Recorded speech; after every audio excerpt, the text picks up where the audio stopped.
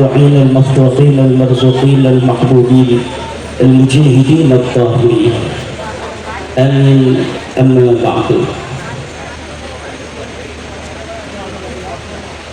Maka kepada guru kita yang mulia, sahibul fadilah wal karamah, al-alim al-mujahid fi sabilillah, Kiai Haji Marzuki Musta'mar, pengasuh pondok pesantren Sabilur Rasyad di Kabupaten Malang, sahibul bait Sayyid Syarif Kiai Haji Muhammad Abbas bin Yahsi, Kiai Haji Faris Fuad Hashim, para kiai alhamdulillah hadir, Bagus Magi Nur Fadil, Kiai Muharrar, Kiai Miftah, Gus Jenderal Nur Wahid, Bapak Ahmad Syekhu, Bapak Kapolres, Bapak dari Bumi Putra, Bapak dan Ramil, para kiai-kiai, hadirin ma'asyiral muslimin rahimakumullah. Kiai Fuad Hashim adalah mutiara Nahdlatul Ulama. Hidupnya menghiasi Nahdlatul Ulama. Dengan keberadaan beliau dulu, Nahdlatul Ulama terlihat semakin indah. Kiai Fuad Hashim adalah merupakan singa Nahdlatul Ulama yang menjaga al-saraban Nahdlatul Ulama dari gangguan musuh-musuhnya. Kiai Fuad Hashim adalah anak panah Nahdlatul Ulama dalam rangka menyebarkan ajaran Islam di seluruh pelosok negeri. Beliau masuk hutan, keluar hutan untuk menyebarkan agama Allah, masuk ke Lampung, masuk ke Kalimantan. Kadang-kadang beliau sedang sakit, juga beliau masih menyempatkan berdakwah di pedalaman Kalimantan, di pedalaman Lampung. Beliau adalah suri teladan bagi kita akan sebuah makna keikhlasan. Kiai Fuad Hashim adalah putra Nahdlatul Ulama. Kecintaannya luar biasa kepada Nahdlatul Ulama. Kalau ada yang bertanya dari mana saya dapat mengetahui kecintaan dari Kiai Fuad Hashim terhadap Nahdlatul Ulama, saya katakan kecintaan beliau dikuatkan dengan fakta dan data. Dari mana datanya? Dari ikrar. Ikrar harus memerlukan sebuah kalimat. Dari mana kalimatnya? Beliau sudah meninggal. Dari syair-syair yang beliau karang ketika beliau masih hidup, yang menunjukkan cintanya kepada Nahdlatul Ulama, hari ini masih kita bisa baca. Ya Nahdlatul Ulama, anta mahabbati wa mawaddati wa masarrati wa ridai. Wahai Nahdlatul Ulama, kata Mbah Fuad Hashim, engkau adalah cintaku, engkau adalah sayangku, engkau adalah kebahagiaanku, engkau adalah kerewaanku. Ya Nahdlatul Ulama, anta ahabbuli min zaujati haqqan wa min abna'i. Wahai Nahdlatul Ulama, engkau lebih aku cintai daripada istriku sendiri, sebenar-benarnya cinta, dan dari anak-anakku. Jadi kalau ditanya apakah Mbah Fuad Hashim mencintai Kiai Abbas, tentu. Tapi kalau harus memilih antara Kiai Abbas dengan Nahdlatul Ulama, Mbah Fuad Hashim akan memilih Nahdlatul Ulama terlebih dahulu daripada putranya Abbas bin Yahsi dan Faris Al-Haq. Dari beliau kita mengetahui cinta itu memerlukan pengorbanan. Dr. Manarul Hidayah, panitia pembangunan gedung PBNU, menceritakan bagaimana Mbah Fuad Hashim menjual tanah-tanahnya, mobilnya, mobil Mercy dijual untuk membantu pembangunan Nahdlatul Ulama, gedung yang di Keramat sekarang. Yang sekarang juga ada perlombaan. Dulu perlombaan menyumbang, sekarang perlombaan tambang.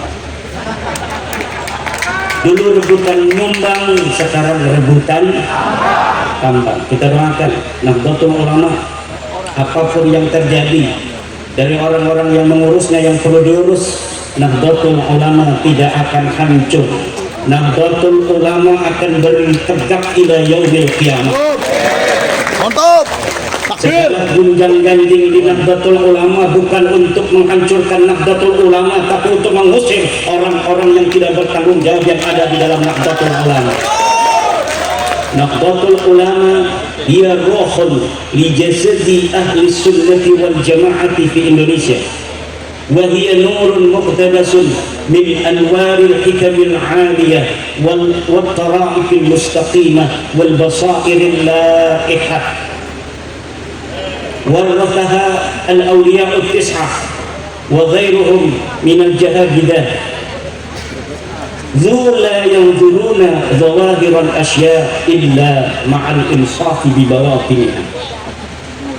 Nahdlatul Ulama hiya ruhun li jasadi ahli sunnati wal jamaah.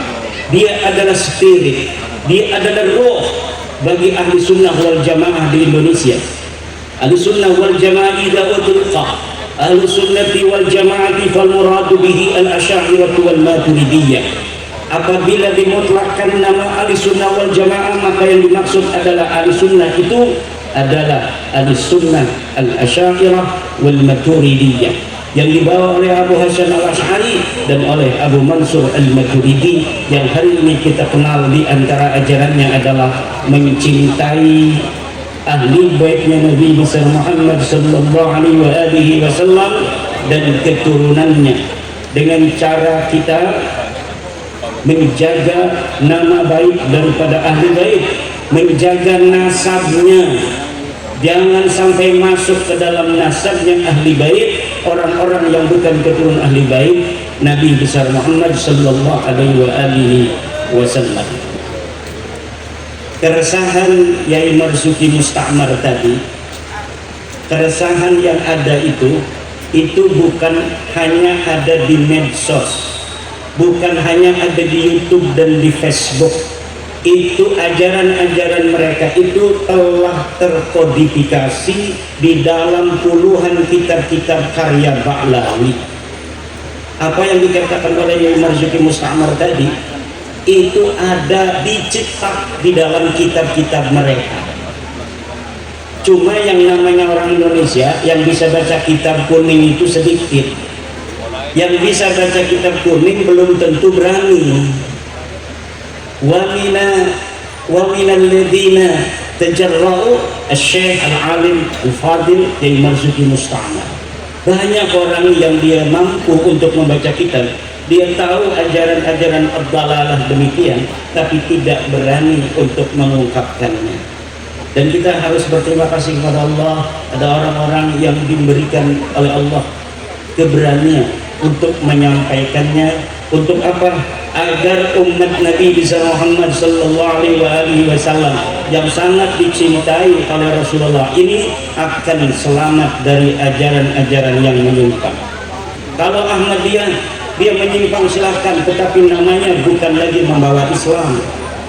Kalau ada ajaran-ajaran yang dia menyimpang daripada rukun iman dan rukun Islam, tetapi dia tidak membawa-bawa nama Islam, silahkan saja Anda membuat agama baru, seperti agama Sikh di India, agama Druz di Timur Tengah. Mereka mirip orang Islam, tapi tidak menisbatkan diri kepada kaum muslimin, pada kaum muslimin, maka itu tidak akan kita ome-ome.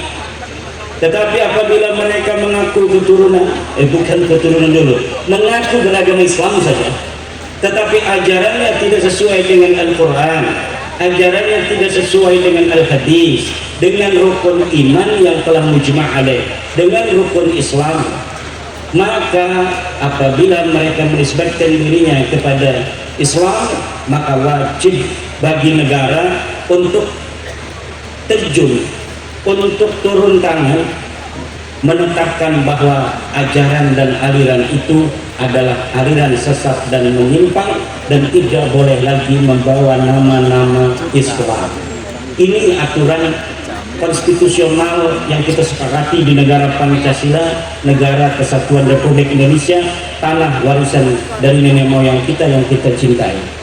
Al-Mu'ahadah Al-Wataniyah, yang telah tadi disinggung oleh Gus Faris adalah kesepakatan leluhur kita, para pejuang-pejuang bangsa tahun 1945 untuk mencari format yang paling ideal untuk bangsa Indonesia yang heterogen, dari suku, dari agama.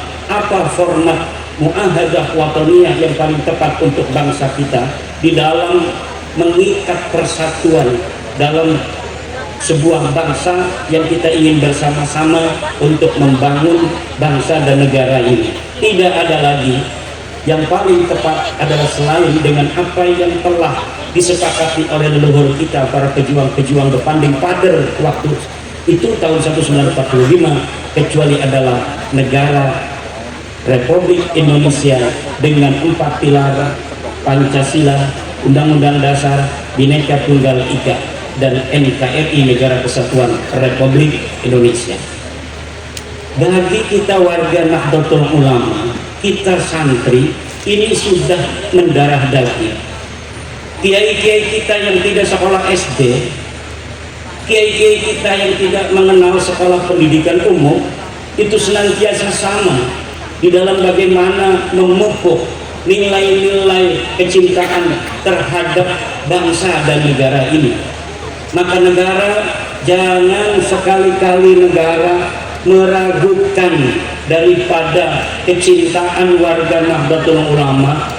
Jangan negara sekali-kali meragukan kesetiaan perjuangan Wali Songo Indonesia terhadap bangsa dan negara ini. Sekarang terjadi konflik di PBNU, negara nggak usah ikut-ikut campur. Ini kalau ini yang menang kita untung, ini yang menang kita rugi, nggak ada. Siapa saja yang menang dari konflik sekarang ini di PBNU, siapa saja yang menang pasti akan bersama Negara Kesatuan Republik Indonesia. Kalau negara ikut-ikut campur, malah nanti makin terbelah dan kerugian hanya akan menyertai Negara Kesatuan Republik Indonesia. Biar kami cengker sedulur, jangan ikut-ikutan. Mau jadi pendamai silahkan negara, tapi kalau negara mau ikut campur, mendukung salah satu dan membiarkan lainnya, maka nanti di bawah akan terpecah. Dan yang tidak didukung oleh negara, dukungannya ini dari bawah akan menganggap negara dalam keadaan salah.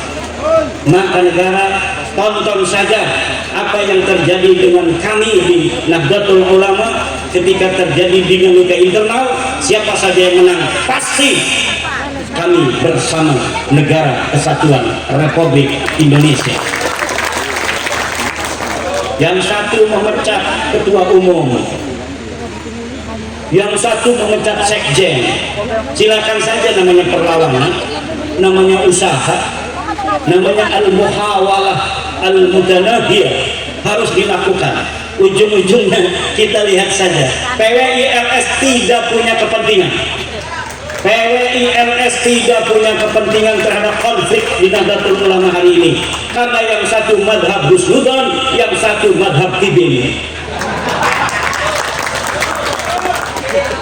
Saya setuju dengan Gus Faris, dua kelompok ini sudah tidak pantas lagi ada di PBNU. Sekali lagi, negara, ketika kami mengatakan begini, ini cengker sedulur, jangan ikut-ikutan. Kita pegang Kiai Imat, jangan. Kita pegang Ki Marzuki Mustamar, jangan.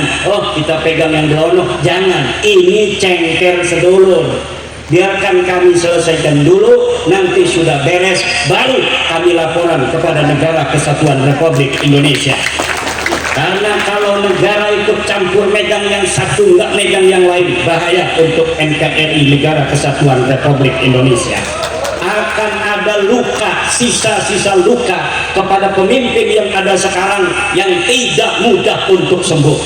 Biarkan aja, biarkan untuk cengker, namanya sedulur, dua-duanya khidmah untuk Nahdlatul Ulama. Tetapi gunjang-ganjing hari ini, saya yakin, yakinnya adalah cara Allah untuk menguatkan Nahdlatul Ulama dan membersihkan Nahdlatul Ulama dari pengkhianat Nahdlatul Ulama. Banyak yang menangis hari ini, kiai-kiai di bawah, tangisan air mata, ada surat-surat cinta yang penuh dengan kesedihan, ada konten-konten, ada video-video dari kiai-kiai, ada banser-banser yang menangis, ada banser-banser yang bingung. Banser dapat telepon, kita kuasai gedung PBNU, ditelepon lagi oleh sebelahnya, kita kuasai gedung PBNU. Nih saya satu orang untuk menguasai gedung PBNU, yang nyuruh beda-beda orang. Sekali lagi negara atau siapapun, apalagi bukan negara, mau ikut campur urusan kami, nanti kami akan cepat bersatu loh.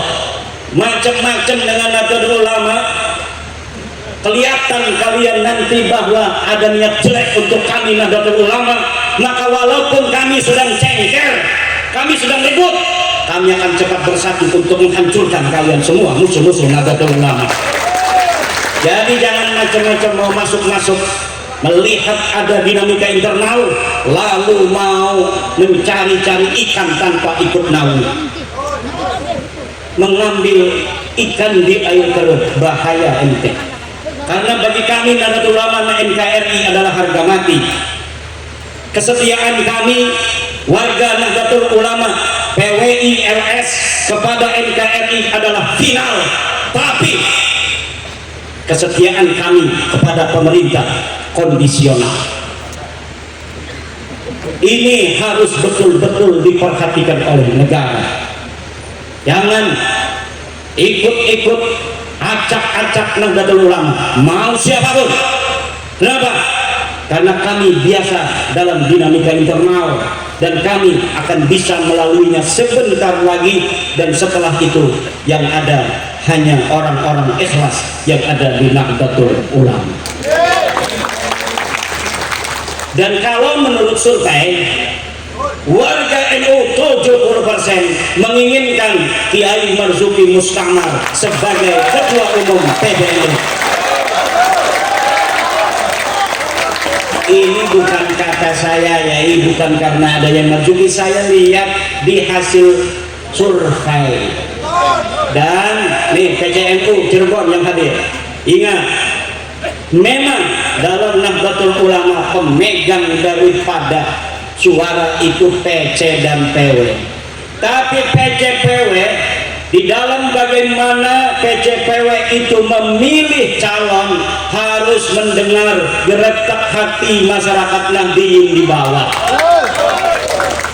Jangan melihat SMS, jangan melihat WA yang minta nomor rekening, jangan, tapi melihat hasil survei warga Nahdlatul Ulama pengen siapa yang menduduki sebagai ketua mereka, sebagai rais mereka, agar antara pemimpin yang dipimpin ada alaqah batiniyah yang kuat, ada trust, ada kepercayaan.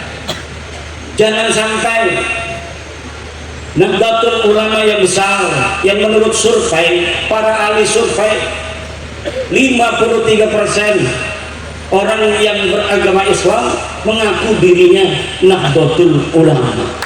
Ini berarti berapa ratus juta? Mungkin bisa nyampe 130 juta warga Indonesia mengaku dirinya adalah Nahdlatul Ulama. Jangan sia-siakan potensi besar yang sudah aman untuk negara kesatuan Republik Indonesia ini. Basis Nahdlatul Ulama memang ada di pesantren, tetapi lulusan pesantren sekarang berada di tengah-tengah masyarakat. Episentrumnya tetap pesantren, epicentrum tetap pesantren. Kader-kader inti daripada Nahdlatul Ulama adalah di pesantren. Jangan bikin peraturan orang-orang PBNU, mereka yang bisa masuk PBNU hanya mereka yang mempunyai sertifikat AKNO. Ini akan menjauhkan kader-kader pesantren daripada kepengurusan Nahdlatul Ulama.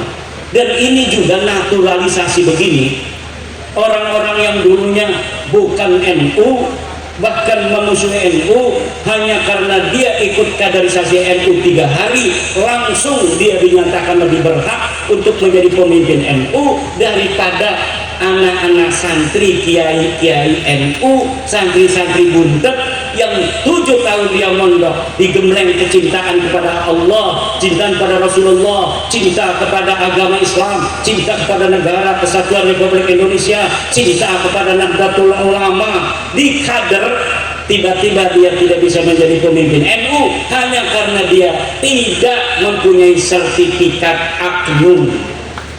Tetapi orang-orang yang bukan NU dinaturalisasi. Dia dulu mempunyai cara pandang bukan cara pandang NU. Dia tidak mondok di pesantren NU, Nahdlatul Ummah, Nahdlatul Ulum. Tidak mempunyai guru-guru yang cucu daripada Mbah Hasim, cucu murid daripada Mbah Khalil, cucu murid daripada Mbah Syekh Nawawi Banten, Mbah Abdul Abbas Buntet dan lain sebagainya. Tiba-tiba dia pantas dan sah secara konstitusi ADRT Nahdlatul Ulama untuk jadi ketua PBNU hanya karena dia punya sertifikat AKNO. Ini sama saja menjual Nahdlatul Ulama kepada musuh. Akan mudah disusupi itu. Siapapun orang bisa daftar untuk AKNO, bayarnya cuma 1 juta. Kemudian pelatihannya cuma beberapa hari saja.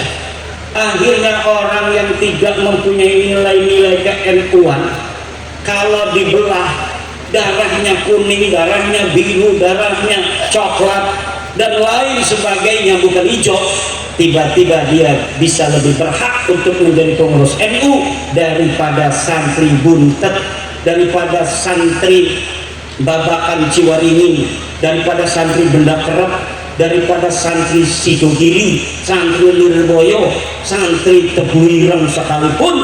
Kalau tidak punya sertifikat AKNU nanti tidak akan bisa untuk menjadi pemimpin NU di setiap tingkatan karena dianggap NU-nya tidak lulus. Padahal dia belajar di para kiai-kiai yang cara pandang pemikiran paradigma NU yang tidak bisa dibantah. Ini yang sedang terjadi, dan mudah-mudahan kalau ada yang sampai menang, sampai nanti mau kamar itu, dia bisa kemudian memimpin lagi. Persyaratan-persyaratan seperti ini jangan sampai diteruskan. Bicara tentang peradaban dunia, bagaimana ingin menyatukan Israel Palestina agar tidak perang, tetapi merawat warga NU tidak mampu, PCPW tidak ditandatangani. Yang tidak mau dukung lagi muktamar depan dikarateker. Kalau Cirebon yang selamat begini berarti sudah tekan mau dukung itu. Kalau tidak mau dukung itu bisa dikarateker. Dan ini sudah bukan rahasia lagi. Allah cinta kepada Nahdlatul Ulama, maka hari ini Allah berikan kuasanya terjadi hal demikian. Maka saya katakan kepada Gus Paris tadi di rumah bahwa sebenarnya ini adalah bentuk daripada sunnatullah, rekayasa Allah, kecintaan Allah pada Nahdlatul Ulama untuk menghancurkan serpihan-serpihan pengkhianat Nahdlatul Ulama. Bicara tentang tambang, bicara tentang TPPU apa istilahnya, pencucian uang dan lain sebagainya, itu hal-hal kecil yang mungkin yang bisa dibaca dan dikonsumsi oleh publik. Mungkin ada hal-hal yang lain yang kita tidak tahu dan kita tidak mau tahu.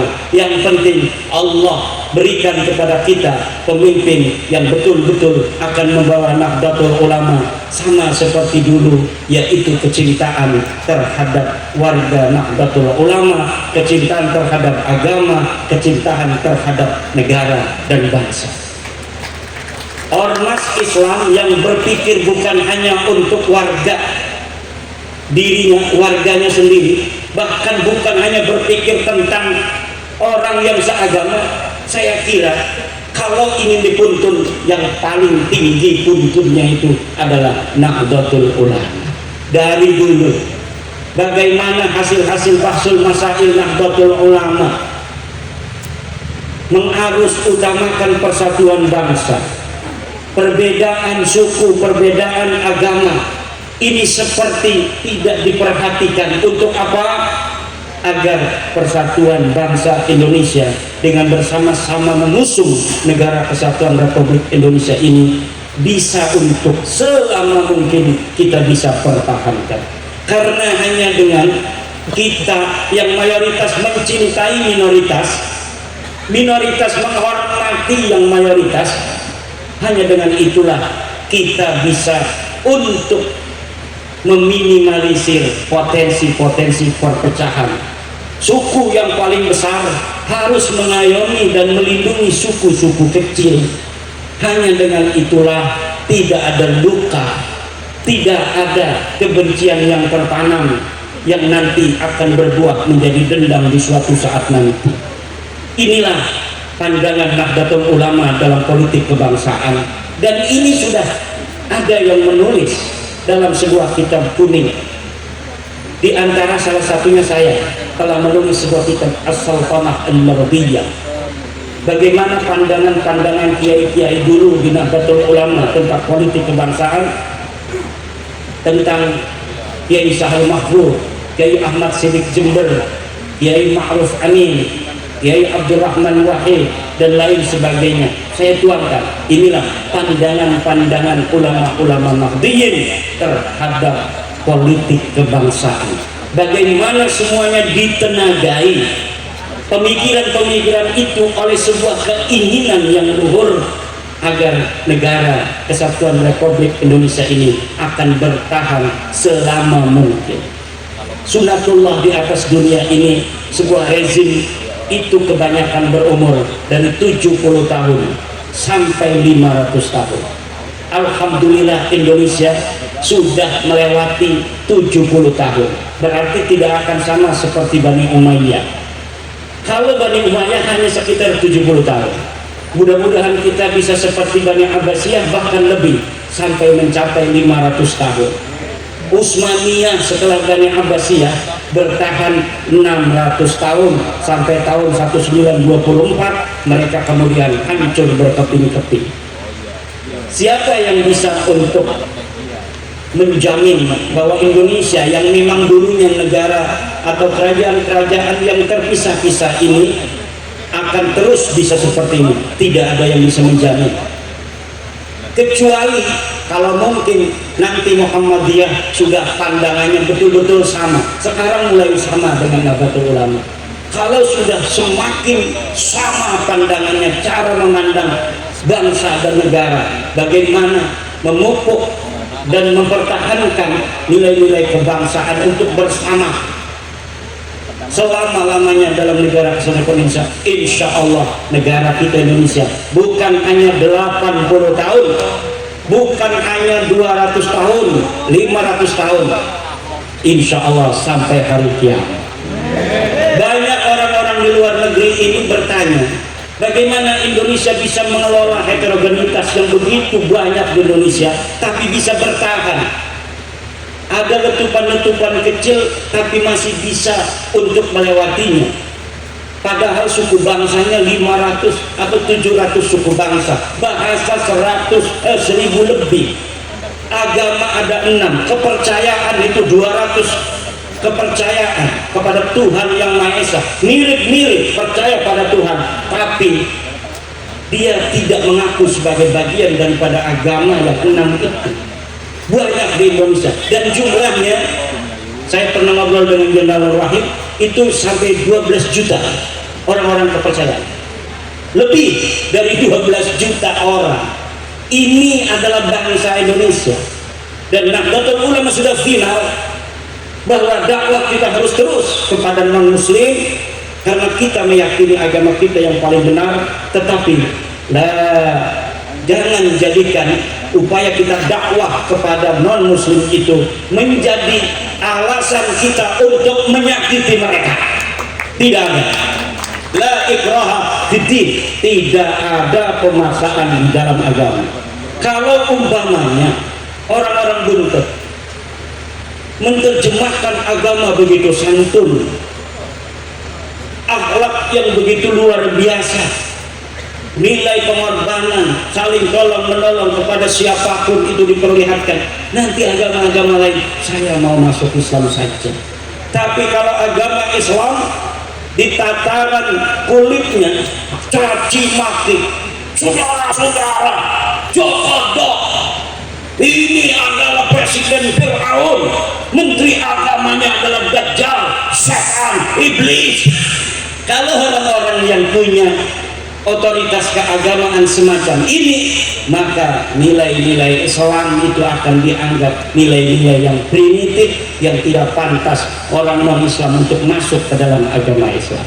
Maka kesantunan yang selama ini adalah merupakan ciri khas bangsa Indonesia, jangan sampai kemudian ditinggalkan dengan kita mengikuti orang-orang yang tidak punya sopan santun itu hanya karena mereka mengaku sebagai cucu Nabi. Dan sudah final daripada penelitian saya, Baklawi yang mengaku sebagai Habib itu bukan cucu baginda Nabi Muhammad sallallahu alaihi wasallam. Saya akan mempertanggungjawabkan kesimpulan ini di hadapan Allah Subhanahu wa taala bahwa Taufik Assegaf bukan keturunan Nabi, Rizik Syihab bukan keturunan Nabi, Bahar Smith bukan keturunan Nabi, dan seluruh Ba'alwi yang pakai Syihab atas empuk dan lain sebagainya bukan keturunan baginda Nabi besar Muhammad sallallahu alaihi wasallam. Tetapi sekali lagi untuk PWI, peringatan dari saya sebagai wakil ketua umum PWI LS, walau mereka bukan keturunan Nabi, tidak ada alasan kita untuk membenci mereka jika mereka tidak lagi menyebarkan ajaran-ajaran sesat kepada saudara-saudara kita bangsa Indonesia. Jika mereka tidak mau lagi mengklaim para pahlawan-pahlawan bangsa Indonesia adalah bagian dari keluarga mereka, sementara orang asli di sini tidak ada yang jadi pahlawan.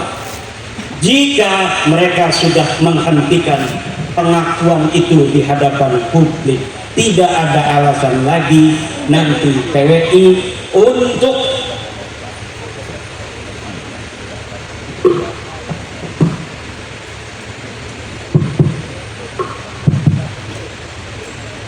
terus berfokus bicara tentang mereka. Kiai Marzuki telah mengingatkan kita tadi, kalau hal-hal yang selama ini kita anggap mereka telah berlebihan, telah offset itu ditinggalkan, kita siap rekonsiliasi dan merangkul. Tamu wajib kita hormati. Dan kalau mereka kemudian menghilangkan pengkultusan terhadap keluarga mereka sendiri, dan ini bukan hoax, terdapat di dalam kitab-kitab mereka. Dan tadi Kiai Marzuki telah mengusulkan kepada Jenderal Nur Wahid untuk menyusun kesesatan-kesesatan yang ada di dalam kitab, dan itu sudah kita lakukan dan sedang naik cetak, sudah ada ISBN sedang naik cetak, bahwa kita ambil dari kitab-kitab mereka yang dimana ajaran agama kita mengatakan innallaha yaqbalu taubatal abdi ma lam yughargir, itu bahwa Allah menerima taubatnya hambanya selagi belum ada di tenggorokan sekarang. Bagi mereka ada di dalam kitabnya bahwa mereka bisa bertobat walaupun sudah mati di dalam kubur, walau zina, walau saraka, walaupun berzina, walaupun mencuri, mereka bisa untuk bertobat di dalam kubur. Ini bertentangan dengan ajaran agama Islam. Saya kira Kristen juga sama dengan Islam. Orang kalau sudah mati nggak bisa lagi bertobat. Jangan tanya tadi Kiai Marzuki tanya pada PKS, tanya pada Muhammadiyah, sama enggak? Agama Kristen juga sama ya ini, bahwa orang kalau sudah mati nggak bisa bertobat. Kalau kita bertobatnya di dalam kubur sudah mati, ya kita berdosa saja. Nanti kita dalam kubur baru bertobat. Nggak bisa, itu ajaran bukan ajaran agama. Kalau orang bertobatnya di dalam kubur itu bukan ajaran agama. Lebih mirip ajaran orang-orang yang tidak percaya adanya akhirat. Sebenarnya Mereka tidak percaya adanya akhirat, tapi kalau ngomong tidak percaya akhirat, tidak punya mukib B. Kalau ngomong nggak percaya apa adanya akhirat, nggak punya mukib B. Yang bodoh-bodoh itu banyaknya orang-orang beragama. Makanya mereka harus pura-pura seperti orang beragama, nanti punya pengikut orang-orang beragama. Ini bisa, walaupun saya tidak yakin itu. Mudah-mudahan salah. Mudah-mudahan analisa saya itu salah. Kenapa? Udah tua masih mau malsuin kuburan.